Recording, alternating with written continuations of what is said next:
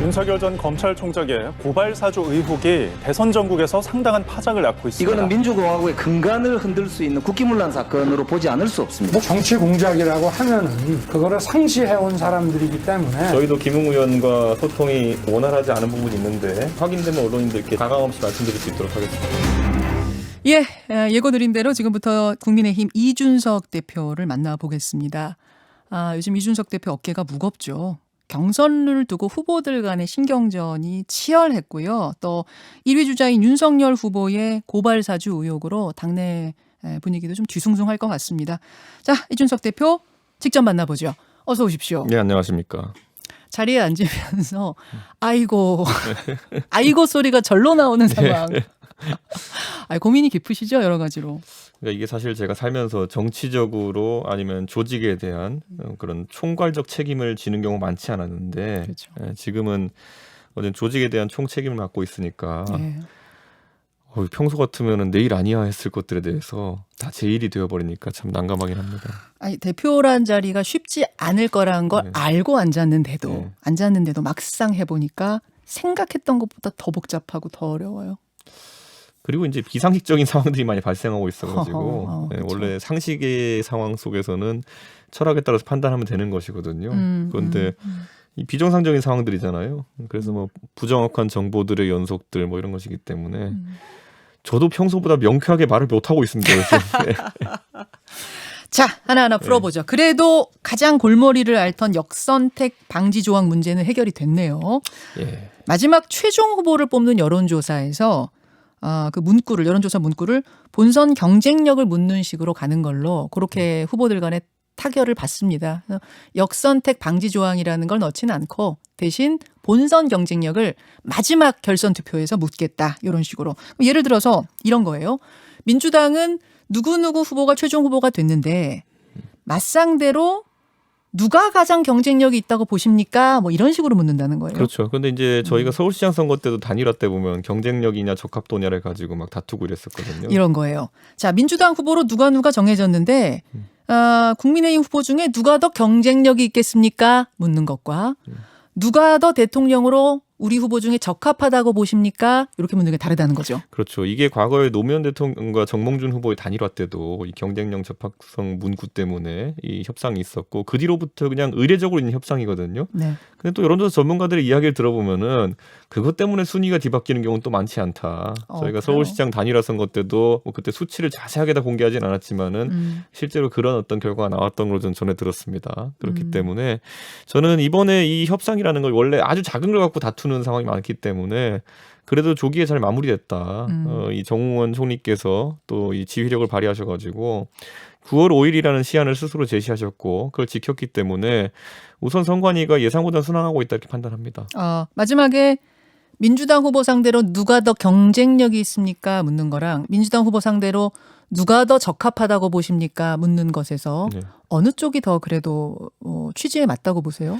저는 아무래도 선거는 양자 대결을 거의 상정하고 저희가 하는 것이기 때문에 경쟁력 문항이 낮다. 저도 그런 생각은 하게 됩니다. 누가 더 경쟁력이 있는가로 묻는 거? 그렇죠. 지금 민주당에서 이번에 저희도 경선 결과를 보면서 놀랐던 것이 저는 뭐 이낙연 총리도 훌륭한 분이고 그리고 이재명 지사도 훌륭한 분이지만은 결국에는 거기서도 표가 좀 예상보다 쏠린 경향성이 나타난 것이 이번 축청 저는 경선. 아마 본선 경쟁력을 좀 더 당원들이 염두에 두고 있지 않았나 그 선거인단들이 그런 뭐 제 나름 섣부른 추측을 좀 해봅니다. 그래서 양 진영의 이번 선거에 대한 승리 의지가 굉장히 강하다라는 생각을 좀 하게 됐습니다.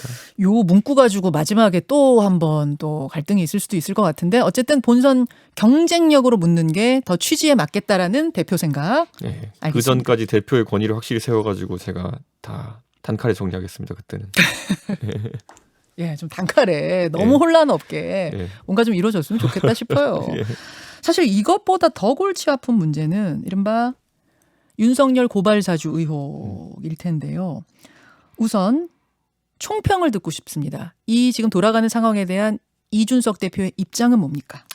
그러니까 사실 지금 뉴스버스라는 언론에서 이제 보도하면서 이거 시작되었는데 해당 언론이 사실상 좀 살라미 전술에 가깝게 정보들을 공개하고 있습니다. 잘 나가면서 그렇죠. 일부씩 공개하면서 사실 당사자들의 해명도 상당히 조심스럽게 이루어지고 있는 상황이거든요. 그러다 보니까 국민들은 답답함을 느끼는 것이고 그리고 저희 당 입장에서도 지금 뭐 개인들이 개인의 명예를 지키는 차원에서 대응하고 있는 것이지 당이 대응하려면은 모든 정보를 좀 알고 있어야 되거든요. 그렇죠. 그럼 당장 해당 언론사에서 정보를 취득하기 좀 어려운 측면이 있고 아, 제가 그래서 이제 처음에 바로 김오수 검찰총장 쪽에다가 예. 공개적으로 요청한 것이 이 결국에는 이 문건이 생성된 고리가 검찰 내부인지 아닌지가 제일 중요하다.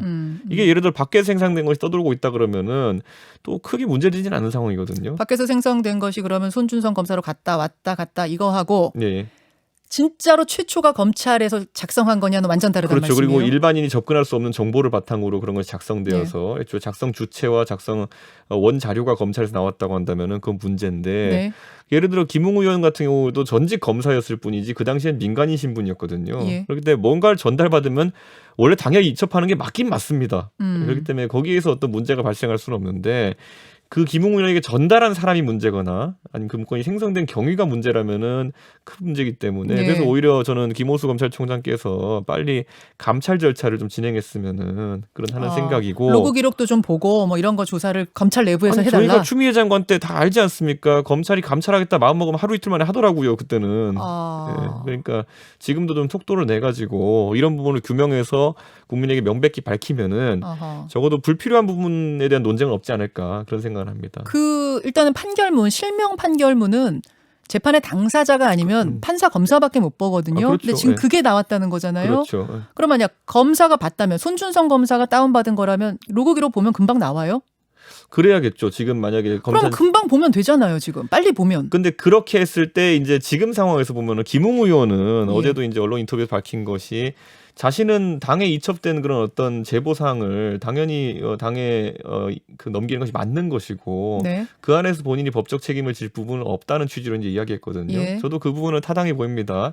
다만 이제 그렇게 되면은 본인은 뭘 이첩 받았더라도 문제 없다라는 얘기지만은 이첩한 일이 없다라는 또는 제보한 일이 없다고 하는 손준성 검사의 어쨌든 그 증언과 배치되기 때문에 네. 그것 때문에 지금 이제 진상 규명이 좀 어려운 측면이 있거든요. 아. 그래서 이제 김오수 검찰총장 쪽에서 감찰을 진행해 가지고 그 문건이 어딘가로 제보된 것은 맞는지 또는 생성된 것은 맞는지가 명확해지면은 적어도 이제 좀 해명들이 네. 좀 명쾌해질 수 있다 이렇게 봅니다. 그 로그 기록부터 빨리 좀 명확하게 금방 알 수 있는 것부터 알려달라 그 말씀이신 거예요. 그렇죠. 예. 예.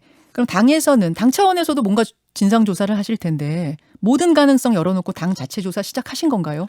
저희는 지금 이 사안에 대해 가지고 원래 당무감사를 처음에 제가 언급했었는데 예.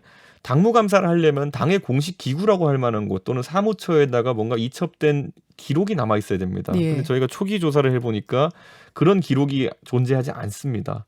지금 남아있는 형태로. 아, 4월에 뭔가가 들어왔다. 이런 비슷한 제보 들어온 게 아무것도 없어요? 제보가 들어왔는지 여부와 관계없이 기록이 남아있지 않기 때문에 아, 기록 자체가 남아있잖아요? 그렇죠. 이게 왜냐하면 저희가 법률 지원단 이런 얘기를 하면은 예, 예. 보통 이제 당 체제를 이제 잘 익숙하지 않은 분들은 어디 당사 사무실 가면은 법률 지원단이라는 게 진짜 있어가지고 거기에 뭐 캐비넷도 있고 거기에 뭐 들어온 거 넣어놓고 이런 거라 생각하시는 그렇게 분들이 상상할 수 있는데 보통 이 일 처리가 그렇게 진행되지는 않습니다. 보통 이런 것들이 뭐 구두로나 메신저로 전달되고 이런 경우가 많기 때문에 아. 저희가 실제로 그런 기록물이 남아 있으면 그것부터 저희도 당무감사 시작하면 되는 것인데 그럼 캐비넷 열면은 쭉 서류 쌓여 있는 게 아니라 온라인상으로 받고 물론 그 기록은 다 삭제했어요? 물론 그렇게 접수할 수도 있습니다. 예. 그런데 그렇게 접수된 형태는 없는 것으로 지금 보입니다. 기록은요? 그 온라인으로 받은 제보들을 그러면 다 온라인 삭제? 제보가 아니라 결국 법률 지원단에 있는 다른 개인에게 예. 사적인 소통 수단을 통해 가지고 메신저 등으로 전달한 것이 아닐까 지금 그렇게 저희가 추측하고 있는 상황입니다. 어제 윤석열 총장 면담하셨잖아요. 예. 윤석열 총장은 뭐라고 하시던가요? 윤 총장이야 뭐 그냥 이 부분에 대해서는 굉장히 개괄적으로 이야기했고요. 본인은 한 점 뭐 이렇게 뭐 그 떳떳하다, 부끄러운 게 없다 이런 취지로 말씀하셨고. 아. 근데 뭐 윤 총장 입장에서는 애초에 이게 좀 양식 같은 경우에도 이 검사가 쓴 고발장은 아닌 것 같다. 그 정도 이야기를 하시더라고요.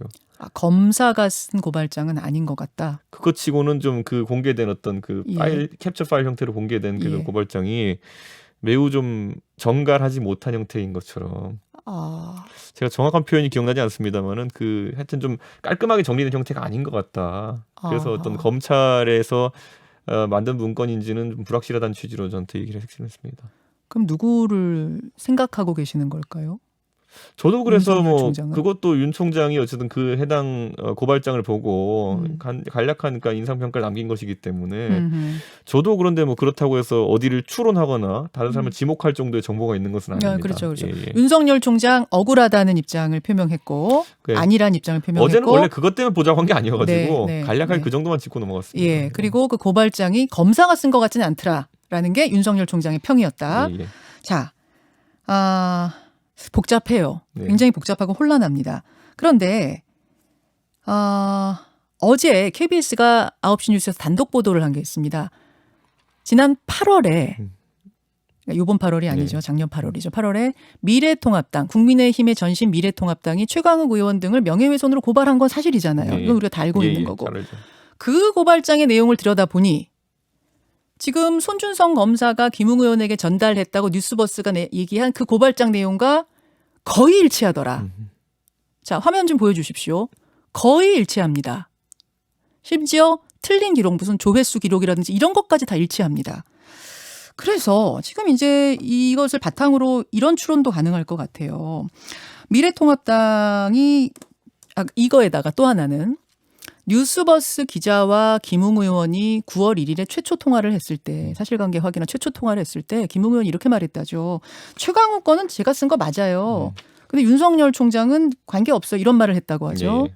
예, 그런 다음에 이제 여러 가지 말들이 뭐 기억이 안 난다 이런 식으로 바뀐 건데 결국 8월에 그 미래통합당이 고발한 그 문건을 김웅 의원이 작업을 하면서 손준성 검사에게 여러 가지 조력을 받은 그래서 왔다 갔다 문건이 왔다 갔다 한 것은 아닌가. 그래서 뉴스버스 기자도 어제 두 사람이 공동 작업을 한 게 아닌가라는 발언을 했습니다. 그런 생각도 들었다 취재하면서. 결국 그랬을 가능성은 없겠습니까? 그래서 손준성 검사는 지금 계속 주장하는 것이 내가 고발장 만들어서 사주한 건 아니란 얘기를 하죠. 만약 이 공동 작업이라는 그런 말이라면 그런 주장의 근거가 되는 거고 김웅 의원도 지금 나 대리 고발 사주 받은 적 없다. 그러면은 그런 차원에서 또 그런 주장을 하는 것이 아닌가. 뭐 이런 식으로 꿰어 맞춰지는 면이 좀 있더라고요. 그래서 그런 것들 저도 이제 그 지금 당사자들이 이야기하는 이야기들을 다 이렇게 사실이라고 가정하고 빠져나가다 보면 그런 해석이 그림이 나올 수 나오죠. 있습니다. 그림이 그리고 나오죠. 그 편님들을 다 이제 피해가다 보면 그렇게 되는 것인데 저는 그러면 다만 그 시나리오 갔을 때는 예. 오히려 이제 그 윤석열 총장의 개입 경로라는 것은 더 이제 모호해지는 것이거든요. 예를 들어서 방금 해석에 따르면은 손준성 검사와 그리고 우리 당내 모 인사가 이렇게 조력 과정을 통해 가지고 이런 것을 작성해서 고발장을 냈다고 한다면은 네. 그 과정에 그럼 윤석열 총장이 개입할 요소는 어디께 있느냐?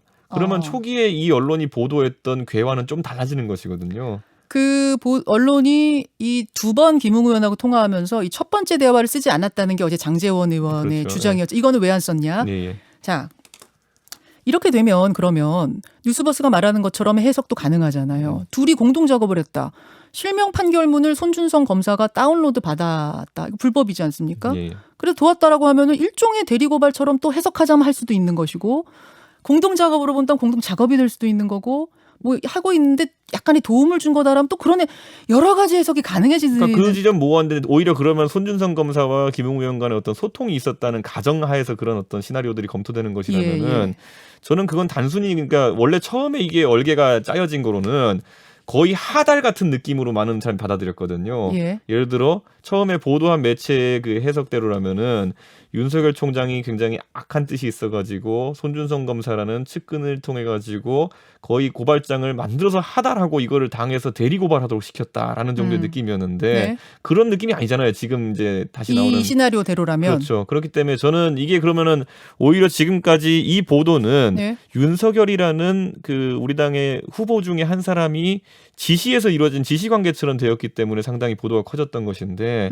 약간은 궤가 달라지는 느낌이 있긴 있습니다. 그러면 그렇지만 윤석열 대신 총장의 최측근이 판결문까지 뽑아주면서 공동 작업을 했다고 하면은 이거는 거의 검찰에서도 고발한 것이다라고 볼 수 있는 근거도 될 수 있거든. 야당과 함께 고발했다는 식이 될 수도 있기 때문에 또 그래서 간단치 않은 문제일 수도 저희가 있죠. 당무감사를 통해 파악해야 되는 게 근데 만약 소통해가면서 그런 걸 작성했다고 예. 한다면은 이건 단순히 전달받은 것이 아니라 소통이 있었다 그러면 예. 당이 더 곤란한 상황이기 때문에 그렇죠. 공동 작업이라 그러면 또 이것도 커져요. 그러니까 공동자임과 곤란한 점이 있기 때문에 저는 그래서 그 부분에 대해서 아까 윤 후보에게 책임은 좀 덜해질 수 있지만 당은 또 그렇죠. 리스크가 있을 수 있다. 그래서 예. 저는 더 철렁합니다 지금. 예. 예, 물론 지금 이것들은 지금 뭐 당사자들이 다 부인하고 있고 무슨 로그 기록이니 뭐니 나오지 않은 상황이기 때문에 여러 가지 시나리오 중에 한 가지를 말씀을 드린 건데 이거를 지금 어제 국회 법사위에서는 법무부 장관이 출석해서 당사자들이 부인하기 때문에 조사나 감찰로는 한계가 있다. 수사로 전환해야 될지도 모르겠다라고 얘기했거든요. 이준석 대표님 입장 어떻습니까?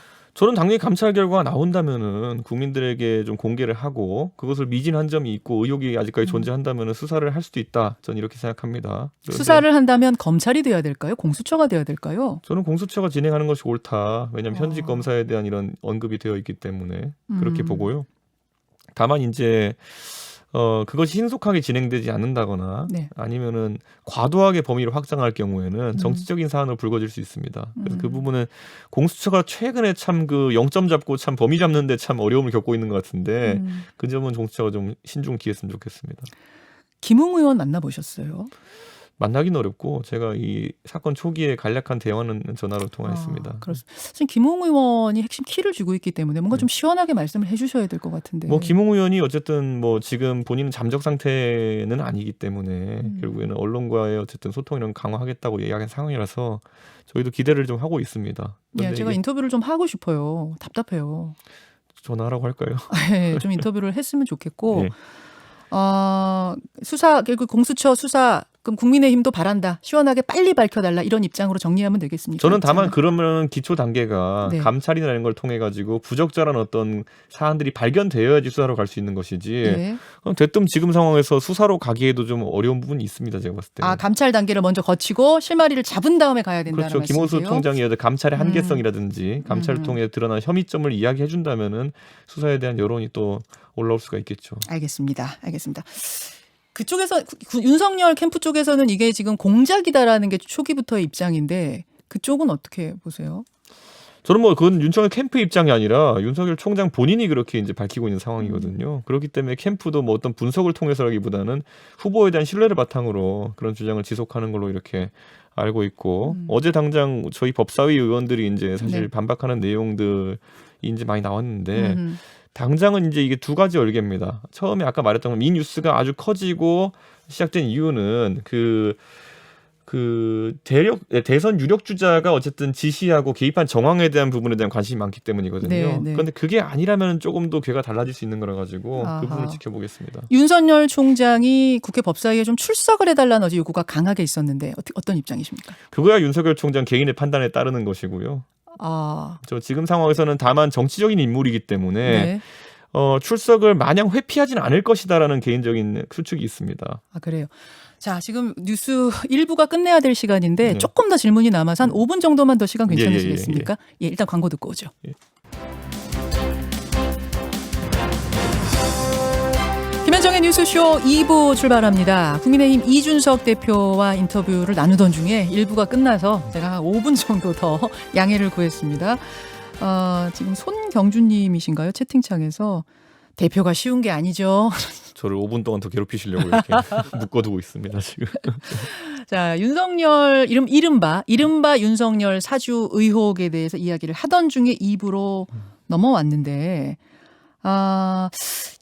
지금은 다 어쨌든 뭐 당사자들이 다 부인하고 있고 조사가 여러 군데서 진행이 되고 있는 와중이기 때문에 우리가 확정적으로 얘기할 수 있는 건 없습니다만 만약 뉴스버스나 혹은 여권의 주장처럼 윤석열 후보가 사주한 게 맞는 사주 의혹이 사실로 드러난다면 그때는 어떻게 되는 거죠? 저는 그건 윤석열 후보의 정치적 행보에 치명적 타격일 것이다. 본인이 어떤 자체적 의지로 어떤 사주를 하려고 한 기도가 있다 그러면은 네. 굉장히 위험한 것이고 다만 지금까지 그런 정황은 전혀 없다. 만약이라도 그렇게 드러나면 그럼 대통령 정치적 타격이 크죠. 그거는 후보로서의 자격이 뭐 상당히 위험할 정도로 그렇기 때문에 저는 그런 건 그런데 아직 정황이 없기 때문에 뭐 윤석열 후보도 확신을 가지고 이야기하고 있고 그래서 그 부분은 아직까지 정치적 타격이 없다 이렇게 봅니다. 자, 반대 시나리오.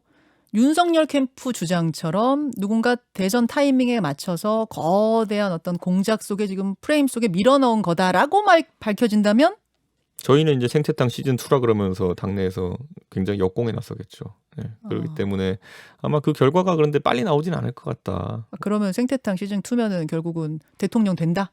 될 수도 가능성이 그걸 제가 어떻게 속단하겠습니까? 먼저 우리 당의 후보가 돼야 되는 것이고 후보가 되는 것은 이거 외에도 다른 여러 사안으로 우리 당원들과 국민들한테 판단받아야 되는 거기 때문에 모르겠지만 좀 윤석열 후보한테 도움이 되는 결과가 나올 수도 있죠. 오히려? 그렇게 되면은. 예. 자, 두 가지 경우에 대한 이야기를 다 드려봤고 네거티브 대응팀이라는 거를 빨리 만들어야겠다 강조하셨어요 어제.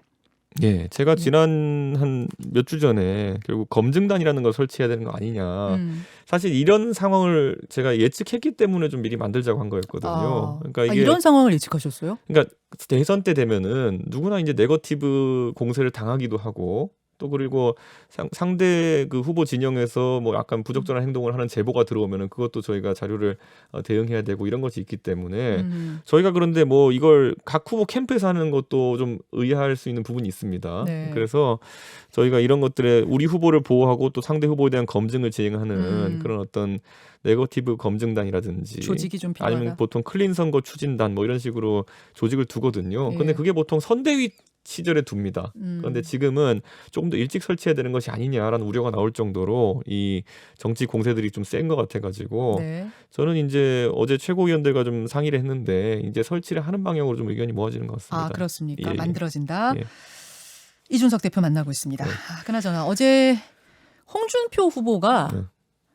윤석열 후보를 앞지르는 이런 여론조사 결과가 하나 나왔어요. 그러니까 이게 범야권 후보들만 쭉 놓고 이렇게 여론조사했을 때 홍준표 후보가 1등을 하는 조사가 하나 나와서 굉장히 정치권이 술렁였는데 지금 요동치는 것 같습니다. 여론조사가. 어떻게 보세요? 우리가 이제 간과하면 안 되는 것이 사람들은 기억에 의해서 많이 지배가 됩니다. 그렇기 때문에 홍준표 후보 같은 경우에는 지난 대통령 선거에서 굉장히 불리한 대통령 선거였음에도 불구하고 20%가 넘는 국민들이 찍어본 경험이 있는 후보거든요. 예. 그렇기 때문에 언제든지 잠재적으로 그런 한 20%대 정도의 지지율까지는 다시 갈 수 있는 분이다. 최소 20%는 깔고 간다? 최소까지는 모르겠지만은 그러니까 어. 상황이 받쳐준다면 왜냐하면 찍어봤던 분들은 그분이 대통령 감이라 해서 찍어봤던 거 아닙니까? 그랬겠네요. 그렇기 때문에 그 4년 5년이 지난 다음에도 찍는데 부담은 없을 것이다. 다만 최근까지는 약간 구도면에서 그런 뭐 빛을 못 본 분이 있지 않았나 이런 생각을 하는데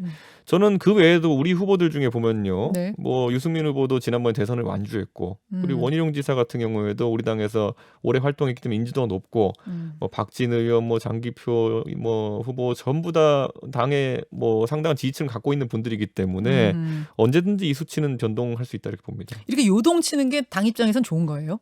뭐 저야 뭐 나쁠 거 없죠. 네, 후보들은 기분 좀 싱숭생숭하겠죠. 예. 알겠습니다. 뭐 어떻게 될지 모른다. 조금 전에 발표된 여론조사 결과가 하나 있네요. 네. 데일리안이 여론조사기관 공정에 의뢰해서 9월 3일, 4일 이틀간 성인 1,003명에게 조사한 결과인데 여기서 양자 대결을 시켰어요. 그랬더니 홍준표 46.4 대 이재명 37.7. 홍준표 이낙연 대결에서는 홍준표 43.3 대 이낙연 40. 홍준표 후보가 또 고무되겠는데요. 오늘. 근데 저도 이제 참고했는데 네. 그 윤석열 후보도 그 이낙연, 이재명 두 후보에 대해서 다 이기는 걸로 나왔습니다. 그것도 이기는 걸로 나왔습니다. 그래서 저희 근데 당 입장에서는 그 상대당의 유력 주자들에게 강세를 보이는 후보들이 늘어간다는 것은 굉장히 긍정적인 지점인 것이 저희가 서울시장 선거 때 굉장히 그게 분위기가 달아올랐던 것은 어느 시점에는 안철수, 오세훈, 나경원 이 세 분의 아주 훌륭한 후보 중에서 누가 나가도 상대 후보에 대해서 경쟁력이 상당하다는 게 나오면서 그 다음부터는 좀 이제 재밌는 경쟁이 벌어졌거든요. 그래서 저는 정권 교체를 바라는 국민들의 열망이 높아지면서 사실 좀 더 많은 후보들이 경쟁력을 갖춰가고 있다는 것은 긍정적으로 평가할 요소입니다. 여기까지 오늘은 보내드리겠습니다. 네. 국민의힘 이준석 대표 네, 수고하셨습니다. 감사합니다. 김현정의 뉴스쇼는 청취자 여러분의 참여로 이루어집니다. 트위터, 페이스북, 레인보우 게시판, 그리고 단문 50원, 장문 100원의 유료 문자 샵 1212, 우물정 1212 통해 참여하실 수 있습니다. 김현정의 뉴스쇼 여러분과 함께 만듭니다.